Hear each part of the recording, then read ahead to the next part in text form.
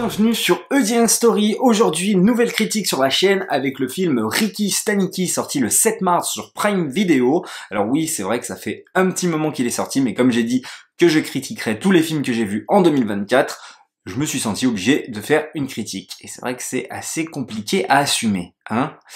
Pour ceux qui auraient vu le film, vous allez me comprendre. Likez, partagez, abonnez-vous. N'hésitez pas à me dire vous, justement, qu'est-ce que vous en avez pensé dans les commentaires.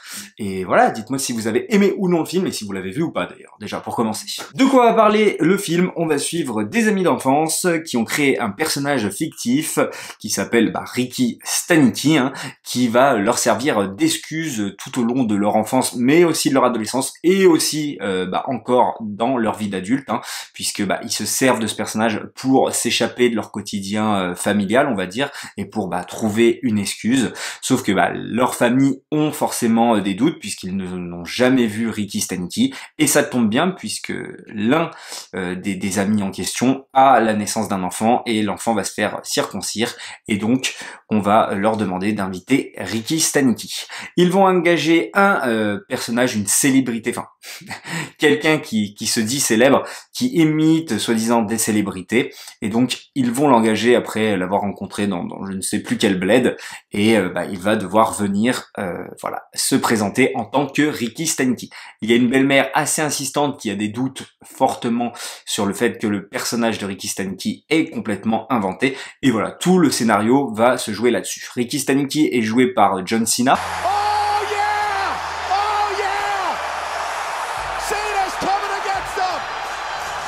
Voilà, c'est pour ça d'ailleurs que j'ai regardé le film principalement, et pour le fait que ce soit une comédie, parce que voilà, je voulais m'arrêter 2 minutes là-dessus. C'est que la comédie américaine, elle est un petit peu au point mort, hein, je trouve. Franchement, il y a pas grand-chose qui sort. Ce qui sort, c'est sur les plateformes, et c'est pas bien du tout, et ce film d'ailleurs n'est pas bien du tout.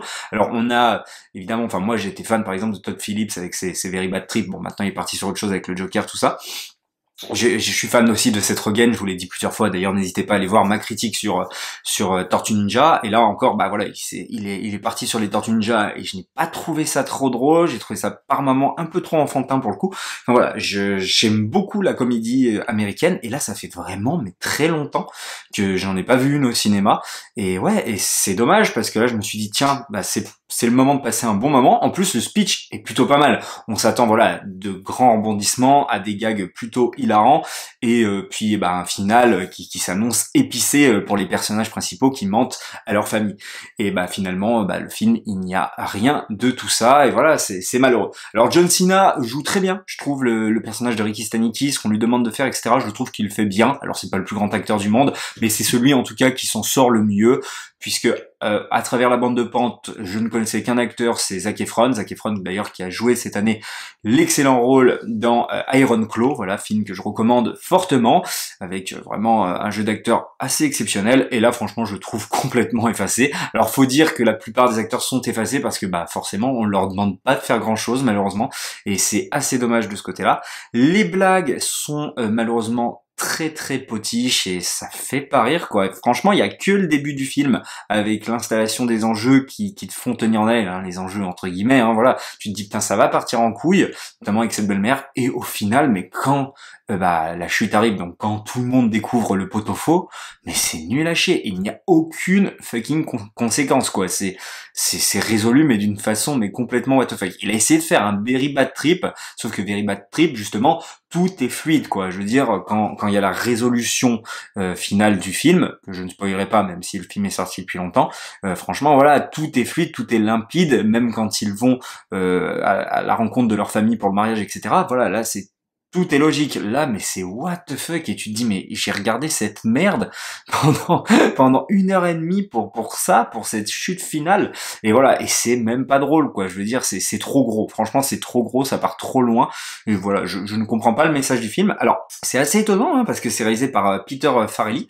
Personnellement, c'est peut-être son genre d'humour, et peut-être que moi je n'adhère pas, parce que quand même il avait fait Tom and Humber et Tom and Humber 2 je crois, donc avec Jim Carrey, mais que je n'ai pas vu. Il avait fait aussi Marie à tout prix avec Cameron Diaz, que je n'ai pas vu non plus, mais qui était comédie romantique il me semble. Donc voilà, peut-être que moi personnellement je n'adhère pas à son cinéma, mais pourtant il a fait un autre film qui a eu d'ailleurs l'Oscar du meilleur film que j'adore, qui est Green Book avec Viggo Mortensen et Mahershala Ali, qui est un excellent voilà road movie, feel good movie, enfin voilà, comme vous voulez, qui est très très bien réalisé, qui est très efficace. Enfin voilà, je trouve que le film marche très très bien personnellement. Peut-être que le message final est un petit peu voilà, enfin il y a pas tout le monde qui a vu ça de la bonne manière. Moi j'aime bien aimer personnellement Green Book. Et donc voilà. Et le gars arrive après Green Book à réaliser une daube pareil, c'est assez étonnant. Alors surtout que voilà, encore une fois, oh là là, c'est très très plan-plan quoi. C'est juste tu poses la caméra. Bon, c'est une comédie hein, certes, mais un petit peu plus d'imagination quoi. C'est juste tu poses une caméra et surtout, mais les décors, c'est le néant. Alors au début on se déplace un petit peu et après ça va vraiment être 30 minutes dans la maison où il y a la fameuse circoncision, et les 30 minutes d'après se passent dans le bureau où travaillent ses trois amis. Enfin, c'est complètement mais ridicule. Et ouais, du coup, bah voilà, il y a même pas d'élément de décor qui va servir justement à pourquoi pas nous faire rire ou autre, mais non, on s'arrête à deux éléments, enfin deux décors, et c'est assez voilà, nous soufflâmes, c'est assez dur à regarder. Je ne vais pas aller plus loin, hein, évidemment, vous l'aurez compris, je n'ai pas grand-chose à dire. C'est assez étonnant de la part d'un réalisateur comme ça de rebondir après Green Book sur un film de ce genre-là. Il me semble pas qu'il avait fait d'autres films, hein, si je dis pas de conneries, après Green Book.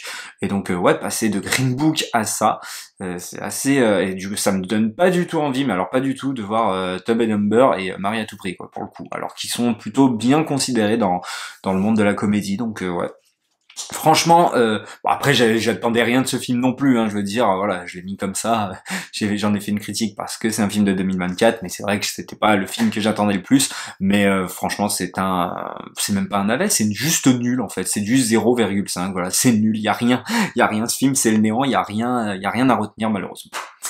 Voilà pour ma critique de Ricky Stanicky. N'hésitez pas à liker, partager et à vous abonner encore une fois. Et dites-moi bien sûr dans les commentaires qu'est-ce que vous avez pensé du film et de ma critique.